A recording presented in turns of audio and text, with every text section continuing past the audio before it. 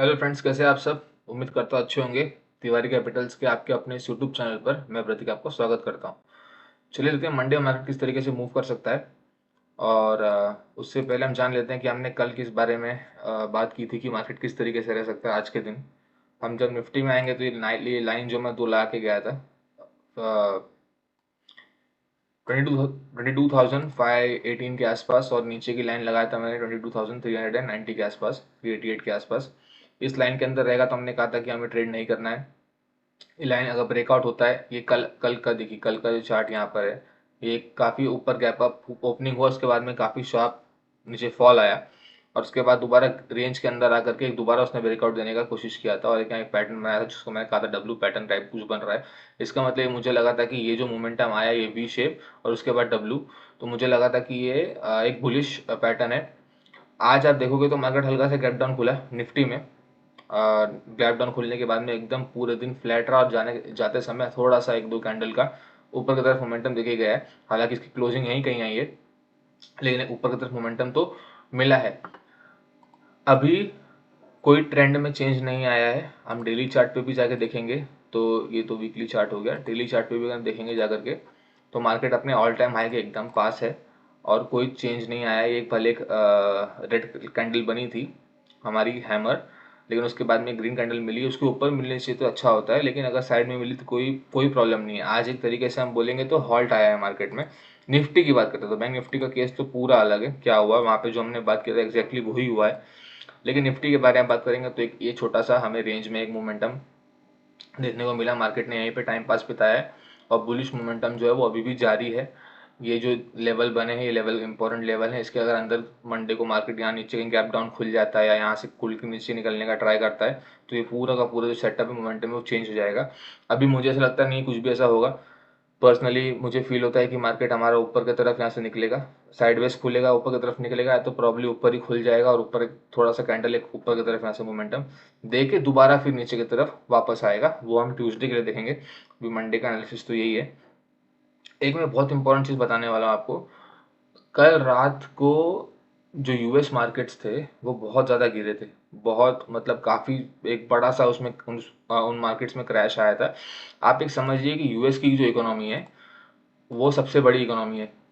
उसके बाद में किसी की बड़ी इकोनॉमी है तो वो चाइना की इकोनॉमी है, और चाइना के मार्केट से हमको फर्क पड़ता नहीं, क्योंकि चाइना अपना मार्केट खुद चलाता है। वहाँ पर कोई फ्रीडम नहीं मार्केट को, वो जब चाहे मार्केट बंद कर सकते हैं। तो वहाँ पर कोई रूल रेगुलेशन नहीं है, तो है बड़ी इकोनॉमी, मार्केट हमें देखना चाहिए, लेकिन देख के मतलब नहीं, क्योंकि वो मार्केट तो चाइनीज गवर्नमेंट के हाथ में है। तीसरा कुछ इंपॉर्टेंट है तो वो जापानीज मार्केट इंपॉर्टेंट है, क्योंकि उनकी इकोनॉमी थर्ड नंबर पर है।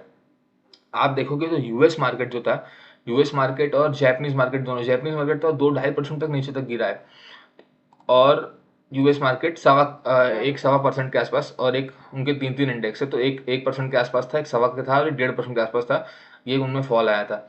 ये उनमें फॉल आने के बावजूद भी हमारा मार्केट उनके वजह से ये नीचे खुल तो गया, लेकिन अगर कुछ मेजर हुआ होता वर्ल्ड मार्केट्स में तो ये मार्केट हमारे नीचे खुल के फिर और नीचे निकलता धीरे धीरे, यहाँ पे खड़ा नहीं रहता। और बैंक निफ्टी देखूंगा, आपको आऊंगा तो बताऊंगा, तो बहुत अलग ही सीन हो गया बैंक निफ्टी में। वो तो काफी ऊपर की तरफ निकल गया। तो अगर मैंने आपको एक चीज़ बोली थी कल कि आप कल का वीडियो आप जाके कबर दोबारा देखोगे तो देखिए, सारे जो वीडियो मैं जो देता हूँ ना आपको चार्टिंग के ऊपर बताता हूँ, ये काफ़ी अच्छे लर्निंग वीडियो है जो कि प्रैक्टिकल नॉलेज दे रहा हूँ। इसके अलावा जो basics of stock market learning videos है वो सब तो आपके पास में आएंगे, लेकिन ये जो प्रैक्टिकल नॉलेज है ये भी काफ़ी इंपॉर्टेंट है। अगर आप रोज को रोज मेरे वीडियोस देखेंगे तो आपको पता चलेगा कि कैसे मार्केट काम कर रहा है।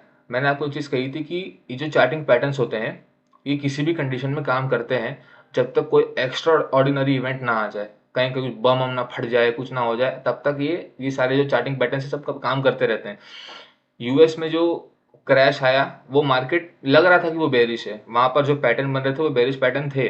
जापानीज में बेरिश पैटर्न थे, हमारे में जो था वो बुलिश टू साइडवेज पैटर्न था, साइडवेज भी रह सकता है बुलिश भी रह सकता है, तो वो पैटर्न था। तो इतना बड़ा वर्ल्ड मार्केट में फॉल आने के बावजूद भी हम थोड़ा सा नीचे खुले, सिर्फ उनको रिस्पेक्ट देने के लिए कि हाँ भाई तुम गिरे थे, हम देखो तुम नीचे खुल रहे हैं। लेकिन उसके बाद जो हमें करना था हम तो वही करेंगे, और वो था कि हल्का हल्का साइडवेज करके ऊपर की तरफ निकल जाना।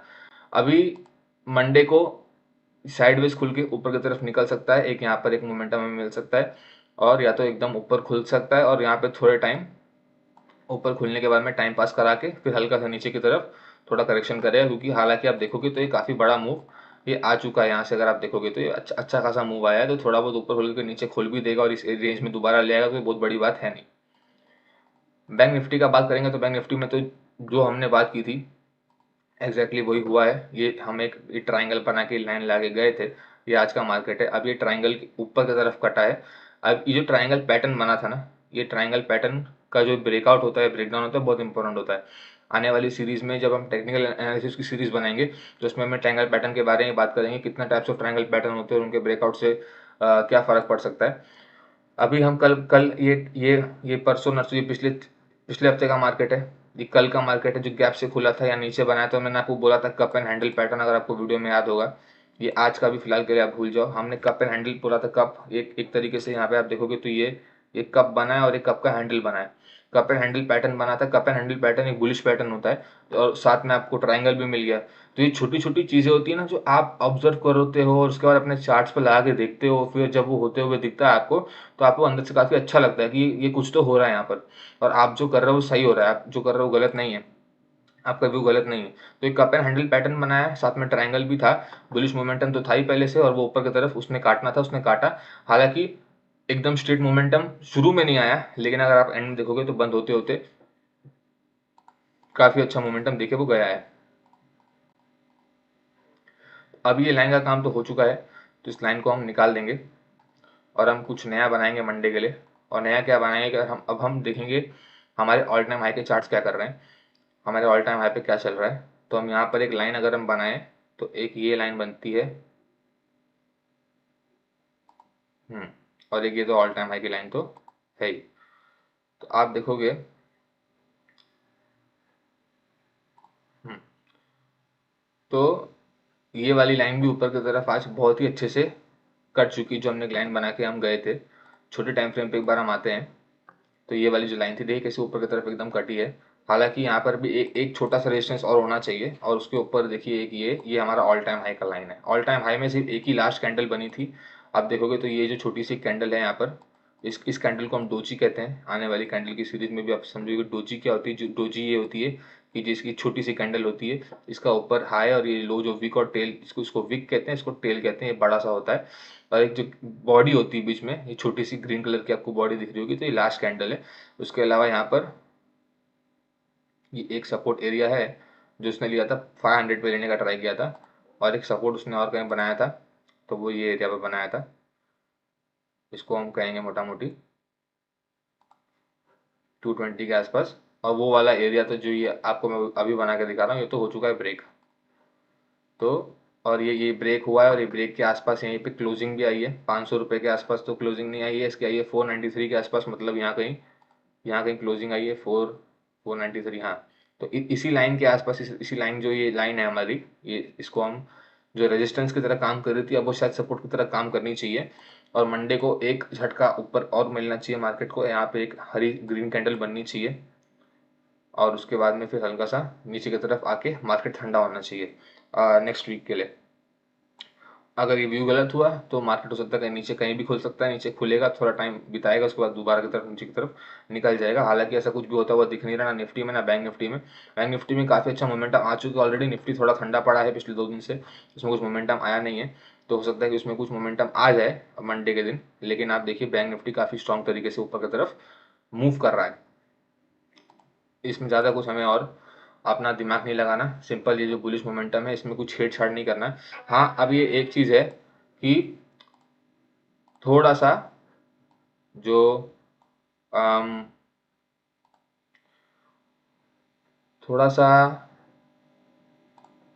ये जो एक लेग बनी है ऊपर की तरफ, अगर मैं आपको दिखाऊंगा तो अब ये थोड़ा सा काफी काफी मतलब एक तरीके से स्टीप हो गया है। आप समझ रहे हो, जो सियाचिन में हमको पहाड़ देखने मिलते हैं, लंबे लंबे एकदम स्टीप स्टीप पहाड़, ऐसा हो गया। तो क्या होता है ना कि बुल मार्केट जो होती है, मार्केट जाती है लेकिन ऐसे नहीं आती कि ऐसे जाए। हालांकि आप अब ये वाला चार्ट खोल के देखोगे तो आपको लगेगा कि 3 4 दिन, 1 2 3 4 ये 5 दिन एकदम फ्लैट था, उसके बाद एक मोमेंटम दिया, फिर 3 दिन फ्लैट था, ये मोमेंटम दिया है, तो ऐसे मोमेंटम दे रहा है। लेकिन क्या हो सकता है ना कि ये जो पूरा लेग बना है, आप ये देखोगे, यहाँ से शुरू करूंगा मैं 46,000 के भी बहुत नीचे था, 45 750 के आसपास से लेकर के यहाँ आज ये 48 500 के आसपास आ गया। तो ये जो लेग है ना, इसका भी करेक्शन तो बनता है। तो वही है कि अब ये जो स्टीप मोमेंटम आया है, तो स्टीप मोमेंटम एक छोटा सा और आ सकता है यहाँ पर, एक थोड़ा सा और ऊपर जा सकता है, और ऊपर जाने के बाद में ये थोड़ी देर के लिए शांत होना चाहिए। और ये पूरी जो लेग बनी है, इस लेग का वो करेक्शन होना चाहिए। वो करेक्शन कहाँ तक आएगा, वो तो मंडे तो नहीं होने वाला, मंडे की शुरुआत हो सकती है लेकिन मंडे होने वाला है नहीं। तो वो हम लोग जब चार्टिंग पैटर्न बनेंगे तब हम उसको उस हिसाब से देखा करेंगे। जैसे जैसे दिन आगे बढ़ेगा वैसे वैसे हम उसको अपने हिसाब से एनालाइज करते जाएंगे। तो ये निफ्टी का भी एनालिसिस हो गया, बैंक निफ्टी का हो गया। आप इसका चीज़ स्क्रीनशॉट लेके रख लीजिए, यहाँ पे जो नंबर्स लिखे हैं ये आपको क्लियर दिखे, ऐसा स्क्रीनशॉट लीजिए ताकि आपको मालूम पड़े कि कहाँ पे ट्रेड करना है कहाँ नहीं करना है। और जो मैंने आपको मोमेंटम बताया कि कैसे हो सकता है, उसके ऊपर एकदम ध्यान रखना कि कहाँ पे कैसे कैंडल बन के नीचे की तरफ आ सकती है मंडे को। और अगर नीचे की तरफ खुल के नीचे की तरफ निकलता है तो कोई बहुत बड़ा इशू नहीं है, बहुत बड़ा कोई फॉल नहीं है, क्योंकि देखिए ना हर जगह पर आप देखोगे तो सपोर्ट कुछ ना कुछ लाइन बनी है। ये जो लाइंस बनी है ना, ये लाइंस कैसे बनाते हैं, इनको सपोर्ट रेजिस्टेंस कहते हैं। ये काफ़ी इंपॉर्टेंट लाइंस होती है, आप एक बार इसको सीख जाओगे तो आपको मालूम पड़ेगा कि मार्केट कहाँ पर होल्ड करता है और मार्केट कहाँ से एक ऊपर की तरफ वापस घूम सकता है या वहाँ से नीचे की तरफ घूम सकता है। तो ये जो लाइंस होती हैं सारी काफ़ी इंपॉर्टेंट होती हैं लाइंस। और इन लाइन के बनने के पीछे के जो कॉन्सेप्ट होते हैं कि बनती कैसे, क्यों बनती है, बाय सेल के क्या कारण होते हैं, बाइंग और बायर्स और सेलर्स के बीच में की लाइन बनती है, वो भी हम आने वाले वीडियोज में जब हम बेसिक्स ऑफ टेक्निकल सीखेंगे और टेक्निकल एडवांस सीखेंगे, एवरीथिंग अबाउट टेक्निकल सीखेंगे, तो हमको सब कुछ उसमें कवर हो जाएगा। और तब जब उसको साथ में आप मेरे एनालिसिस डेली वाले वीडियो देखोगे तो आपको बहुत मजा आएगा। उम्मीद करता हूँ आपको वीडियो अच्छा लगा हो। वीडियो अच्छा लगा है तो प्लीज़ वीडियो को लाइक कर दीजिए, प्लीज़ चैनल को सब्सक्राइब कर दीजिए और इसको शेयर करिए उन लोगों के साथ जिनको ये हेल्प हो। इस वीडियो से काफ़ी कुछ सीखने को मिलेगा, मुझे पूरी उम्मीद है। मिलता हूँ मैं आपसे अगले वीडियो में, तब तक के लिए जय हिंद।